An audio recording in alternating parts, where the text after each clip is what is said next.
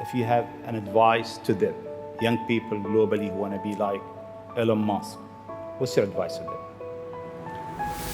I think that probably they shouldn't want to be. You? I think it sounds better than it is. Okay. Not as much fun being me as you think. I'm not sure I want to be me. But if...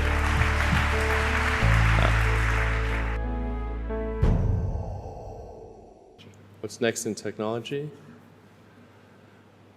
That will disturb the way we live, the way we think, the way we do business. Well, the most near-term impact from a technological standpoint is autonomous cars, like fully self-driving cars. Like I said, that's going to happen much faster than people realize. It's going to be a great convenience to be an autonomous car, but there are many people whose jobs it is to drive. So in fact, I think it might be the single largest employer of people is driving in various forms. And so then we need to figure out new roles for what do those people do. But it will be very disruptive and very quick. Now, I should characterize what I mean by quick, because there are quick means different things to different people. There are over 2 billion vehicles in the world, approaching 2.5 billion cars and trucks in the world. The total new vehicle production capacity is about 100 million. Which makes sense because the life of a car or truck before it's finally scrapped is about 25 years. So the point at which we see full autonomy appear will not be the point at which there is massive societal upheaval, because it will take a long time to make enough autonomous vehicles to disrupt employment. So that disruption I'm talking about will take place over about 20 years. But still, 20 years is a short period of time to have, I think, something like 12 to 15% of the workforce be unemployed. To some degree, we are already a cyborg. You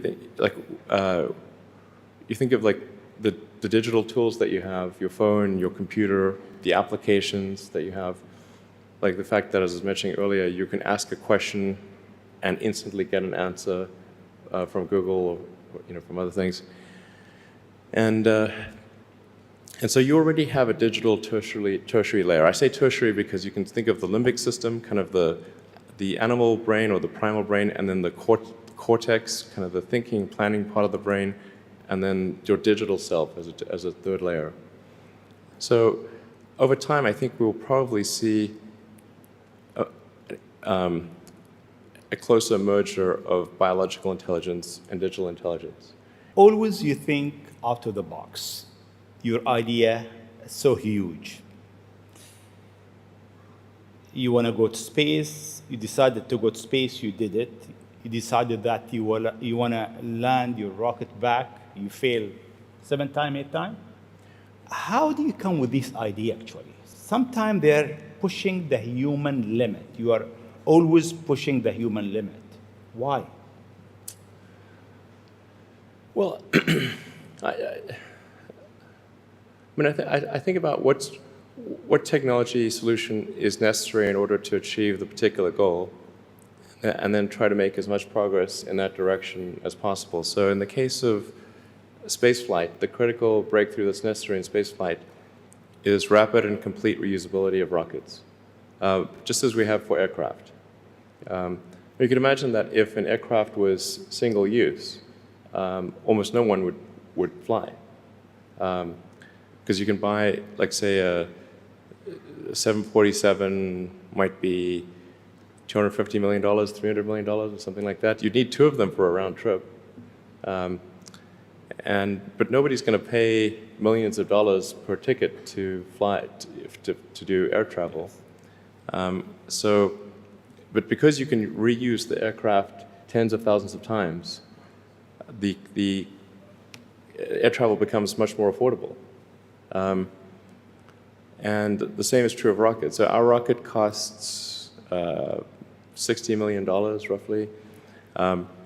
So the capital cost, if it can be used once, is $60 million. But if the capital cost, if it can be used 1,000 times, is $60,000.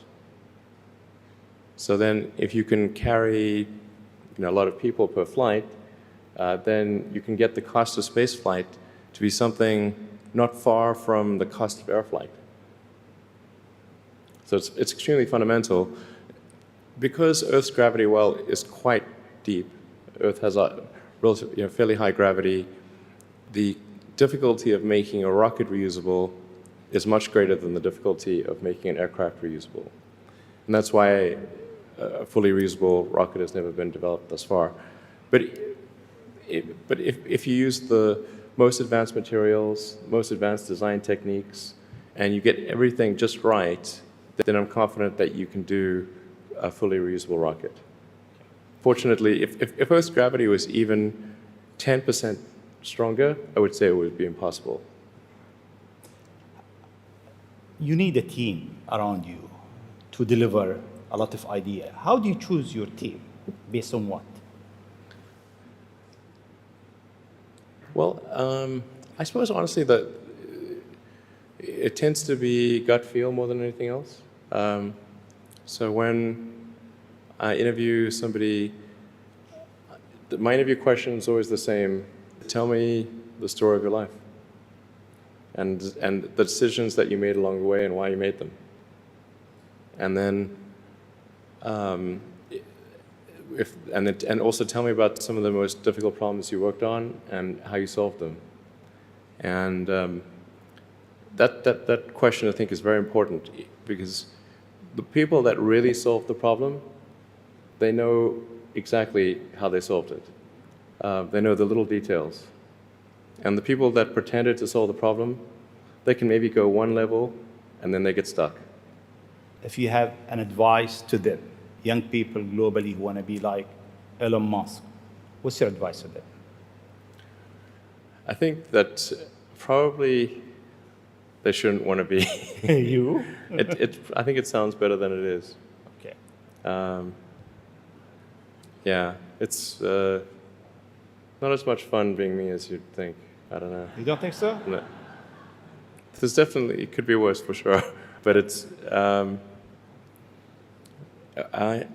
not sure I'm not sure I want to be me. Okay. But if,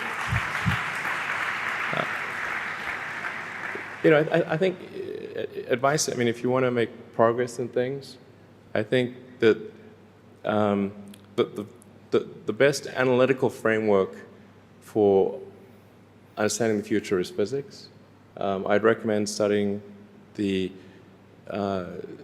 thinking process around physics, like not the equations. I mean, the equations certainly they're helpful, but the way of thinking in physics is it's the best framework for understanding things that are counterintuitive. And always taking the position that you're to some degree wrong, and your goal is to be less wrong over time. One of the biggest mistakes people generally make, and I'm guilty of it too, is wishful thinking. Like you want something to be true, even if it isn't true. And so you ignore the things that, you ignore the real truth because of what you want to be true. This is a very difficult trap to avoid. And like I said, it's certainly one that I find myself in having problems with. But if you just take that approach of you're always to some degree wrong and your goal is to be less wrong, and solicit critical feedback, particularly from friends. Like particularly friends, if somebody loves you, they want the best for you. They don't want to tell you the bad things. So you have to ask them, and say, really, I really do want to know. and then they'll tell you. Thank you very much. It's been